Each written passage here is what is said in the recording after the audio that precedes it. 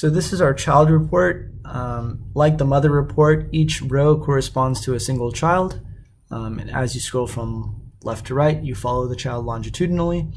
Of course, all the identifying fields have not been shown here. If you were to scroll to the left, you would see 7 or 8 different identifying fields, including the necklace ID and the mother ID that is associated with the child, other kinds of government IDs that allow us to link this data with other government databases.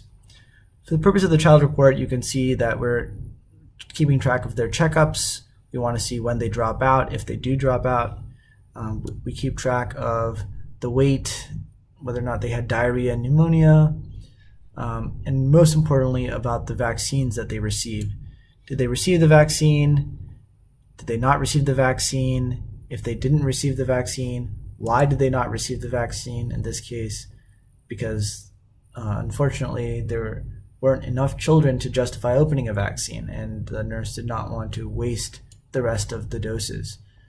So we keep track of the vaccine date, the administration status, and we do this for all of the vaccines that are required by the National Health Mission in their Reproductive Child Health Register. These vaccines go, I believe, up to 5 years of age. Keep track of whether or not each child has been given any medication, such as oral rehydration salts for diarrhea or antibiotics for pneumonia, and any other medication, such as deworming medication. We also have the audit field, so we can see where the child was created, when the child was created, and if there's any suspicion that the nurse may be falsifying data or making data in bulk on a non-camp time. We have the ability for us to audit that kind of activity.